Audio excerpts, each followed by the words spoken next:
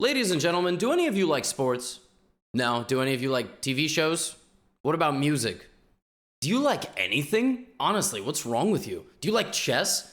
Okay, joking aside, why am I bringing this up? In whatever walk of life you are interested in, the person or the group that's at the top very rarely dominates forever. Great teams lose all the time. They win a lot, but they also do lose. Except, I guess, Michael Jordan, who went undefeated in the NBA Finals. And the reason I'm bringing this up is Magnus Carlsen, the greatest chess player of all time, went undefeated in every world championship that mattered. That is classical chess. But some of you don't know that he actually lost a world championship once, and that world championship was in what we call Chess 960. The Fischer Random World Championship, named after Bobby Fischer, where all of the pieces on the back rank are shuffled as long as the king is in between the two rooks and the bishops are on the opposite colors. Now, really quickly, just so you understand, the format of this World Championship was obscure. They played 4 slow rapid games. Those games were worth 3 points for a win. Then they played fast rapid, then it was blitz. So it's going to be a little bit tough to tally all of this. It's like the weirdest format ever. Don't worry, all you have to know is the finalist was Magnus Carlsen and his opponent was Wesley So. Now, this was their first slow rapid game, okay? So if white wants to castle kingside, white has to go this way. A lot of you ask. If white wants to castle queenside, white has to go this way. And it began with a queen's gambit declined. It actually began with a queen's gambit accepted variation. Magnus prevented Wesley from playing the move b5. And yes, the queens are like this. All the pieces are scattered, right? So bishop c4, queen b1, interesting idea to try to. It's very common in Fischer Random for you to blunder the pawn on the complete opposite side of the board because pieces aren't really standing on their natural squares, right? And from the early opening, it looked like Magnus had a very, very pleasant position. Now, both sides have created the ability to castle. Actually, black could castle this way if black wanted, but black castle short, both sides castle short. And this is the position. Now, white is a bit better here because black is sort of stuck. The queen is a little bit passive. And Wesley spent the majority of this game one slow rapid game trying to equalize. And that actually involved the sacrifice of a pawn. And after the first 20 or so moves, he was much worse. In fact, he was lost. Wesley So was completely lost here if Magnus had found knight takes g7. Now, I'm not coaching Magnus when I say this, but you have to look for undefended things near the enemy king. Especially if the king, not undefended things, but things that are only protected by the king. Knight g7 wins on the spot. There's a few variations here, like if king g7, white will play check and then take the knight, or mate, on g5. If you play something like bishop takes g2, I have queen g3 and I'm winning the game. It's actually a very, very brutal way to end things here. Knight e doesn't matter what else black can do. For instance, knight h5 you just take, knight e4 you come back and take. Yeah, Magnus just missed the win and instead traded everything and then did this. So he did it in a different way. The problem is that now, yeah, Wesley's got a much more easy time defending the position. And when the dust settles, white is still better. White has the bishop versus the knight in the endgame, and white has the ability to maybe play f4, f5. And you bet the world champ, the classical world champ, is gonna he's gonna put the hurt on, right? He's gonna go full Magnus. Rook c5, there it is. All right, picks up a pawn. He's gonna pick up the second pawn as well. Oh, Magnus doing Magnus style things. Here we go. He's gonna put the beat on Wesley. All right, he's advancing. Wesley's trying to play active defense, trying to trade off into the endgame. All right, it's already an endgame, but trying to simplify even more. King is getting chased. Magnus trying to make progress, but Wesley is rock solid. I mean, he understands that a rook trade is a draw. He understands that a knight versus bishop trade is a draw. Just not letting Magnus get forward. And by the time Magnus arrives, Wesley is just in time to guard everything. Magnus can't take this because rook b4 wins the rook. That would be tragic. That is not what Magnus is going to do. So Magnus goes for a rook endgame, but listen, this ain't going to work. Wesley So is one of the best players in the world. So is Magnus, but white can't win here. You say, Levy, I don't understand. Why can't white win? He's going to push the pawn. Yeah, what happens when white pushes the pawns and tries to trade pawns is that it's just the theoretical endgame. This is a very well-known endgame where rook and pawn is a draw. Now, if white were to even do this, it would still be a draw because king g5. Now, if it was white's move here, white would be winning, but it's not. And it takes Wesley 96 moves, and he draws game number 1, right? Players play it out till stalemate. It's actually a sign of respect. They like to end the games like this. Now, What you're about to witness is something that you have absolutely never seen on this channel before. Maybe some of you have never witnessed anything on this channel before. Welcome to the channel. In the next rapid game, the queen was once again in the corner. Actually, a lot of the position was very similar. Let's compare. Queen, knight, bishop, rook. Queen, knight... Wait, queen, knight, bishop... Wait, what? Yeah, you saw that correctly. It repeats. It repeats. Okay.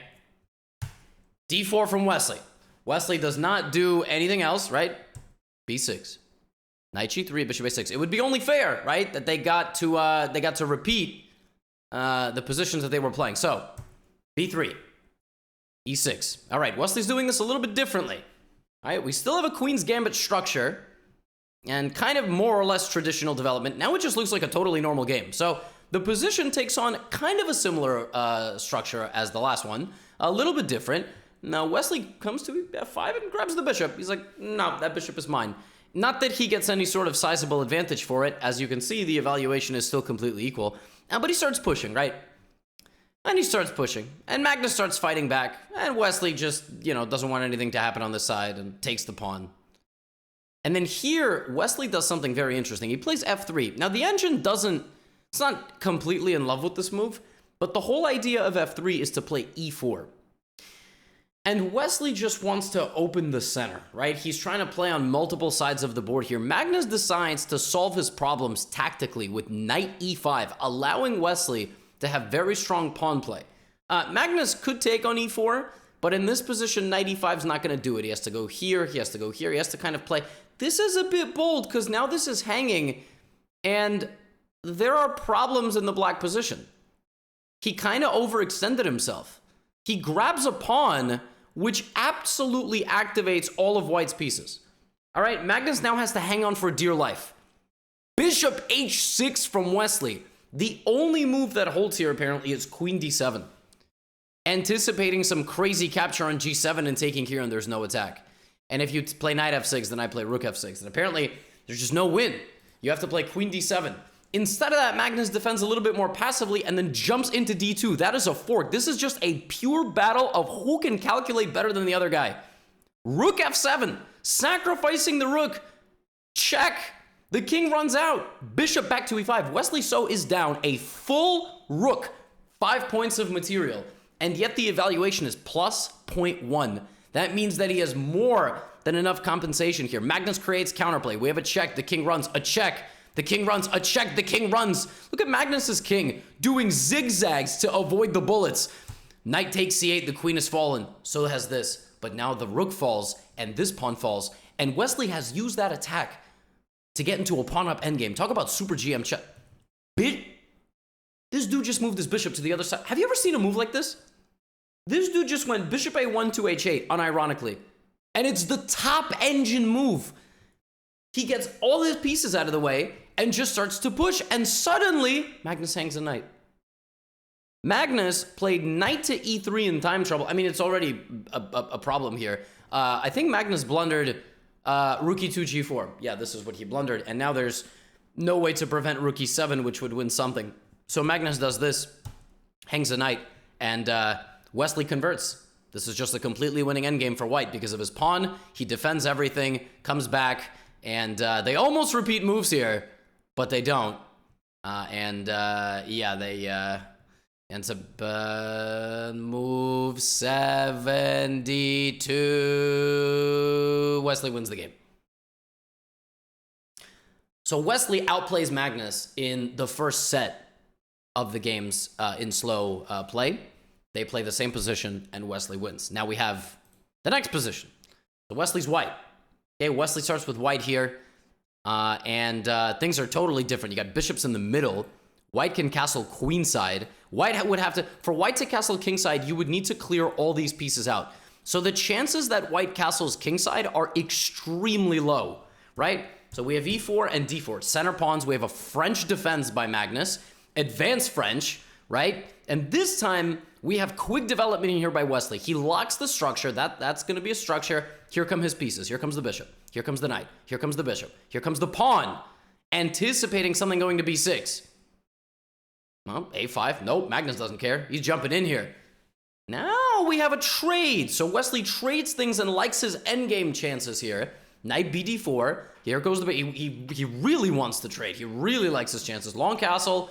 And actually, it just so happens that Wesley did, in fact, clear out all his pieces here. But he moves his king.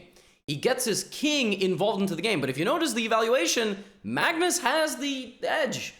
He's got the edge. So how's he gonna put that the pressure on here? All right. King b3. Wow. Wesley just unafraid, walking forward with his king. All right. Rook c4, defending everything. Rook c1. Great position here by Wesley, who just starts firing on that side of the board. All right. A little bit later, we might see a g4 from Wesley. All right. King b7, rook d2. Nowhere for Magnus to break through yet. Uh-oh. Instant replay.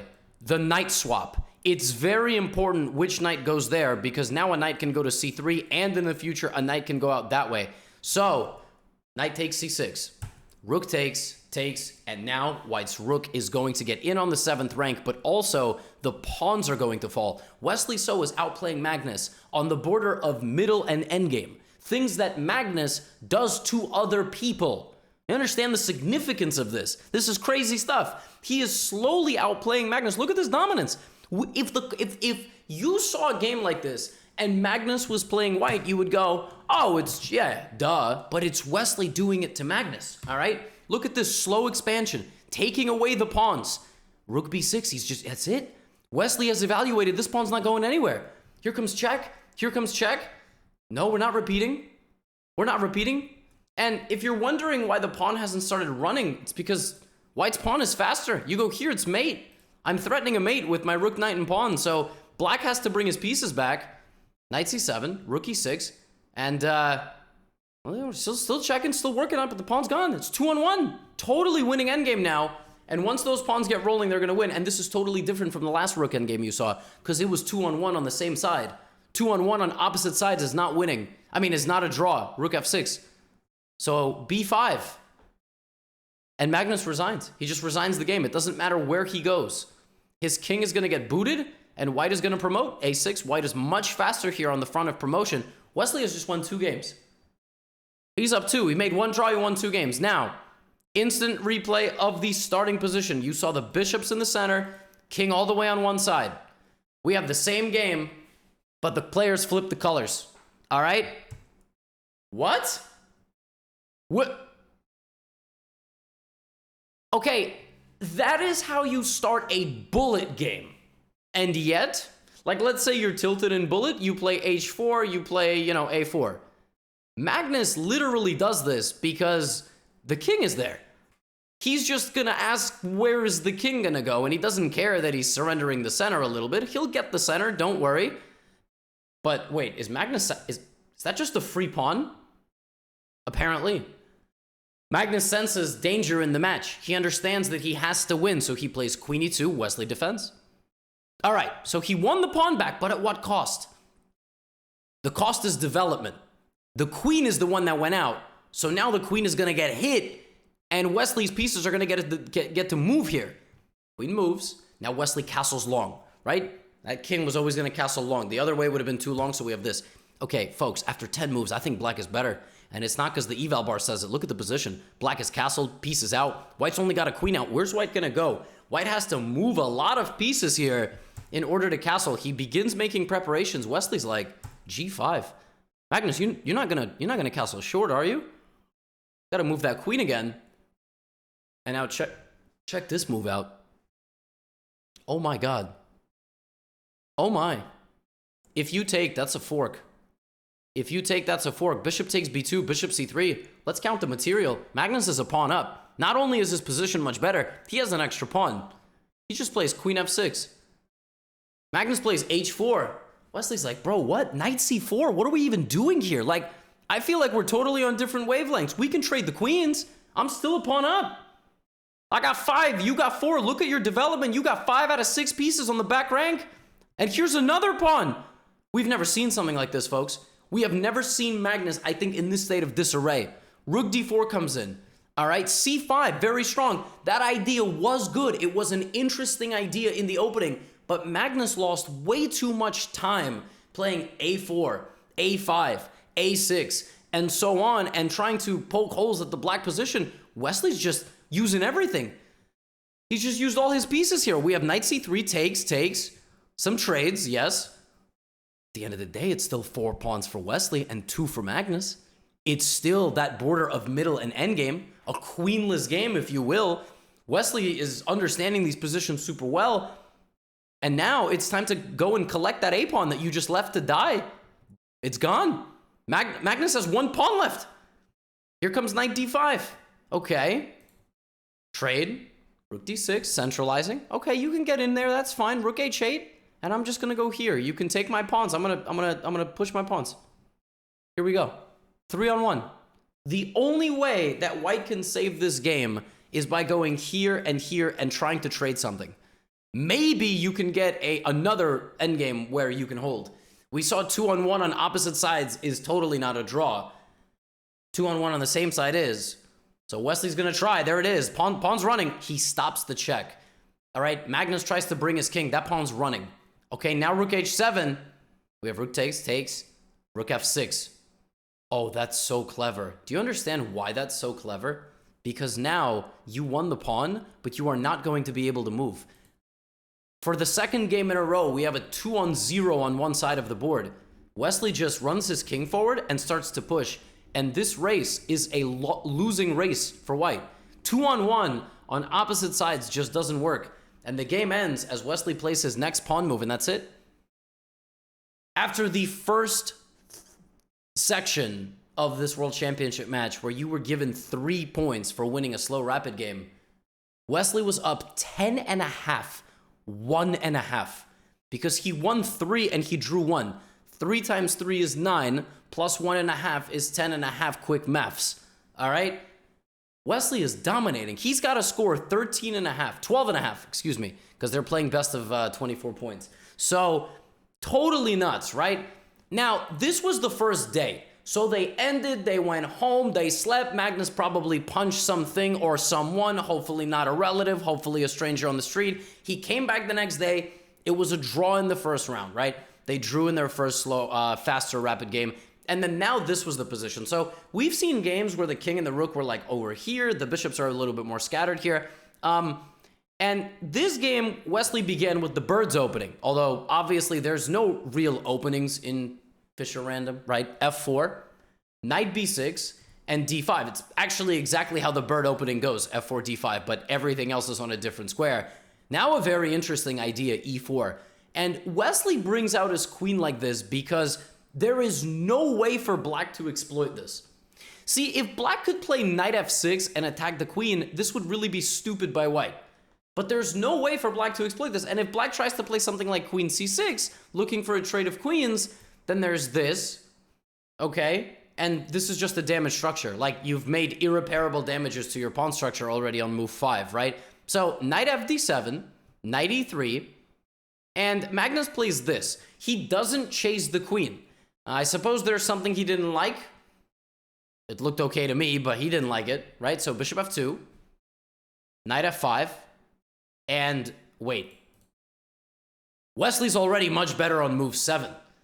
But it's not so simple, because if you take this, you might get your queen trapped. Wesley's like, I don't care, that's a free pawn. Bishop to e2. All right, queen f3.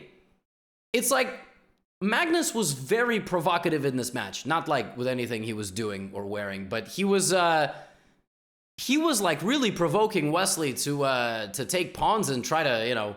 So rook g8, bishop d3, bishop g6. We have a capture. Okay, Magnus won the pawn back, but let's just pause for a second here.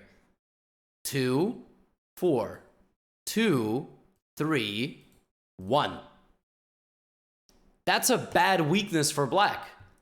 He castles, and if Magnus is going to castle as well, it's just going to be a long-term endgame problem. So instead of that, Magnus just does something really nuts. He sacrifices a piece.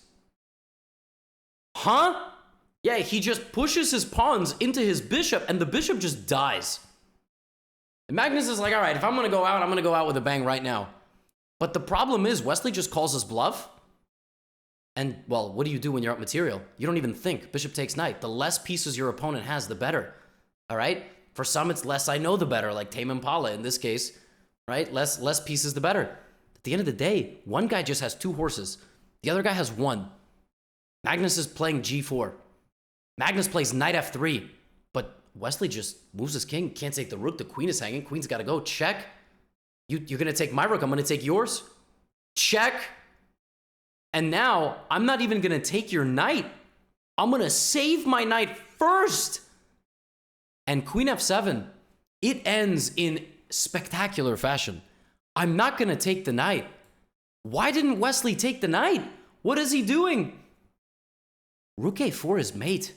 Wesley saw Rook A4, and he really liked it. Rook A4 ends the game.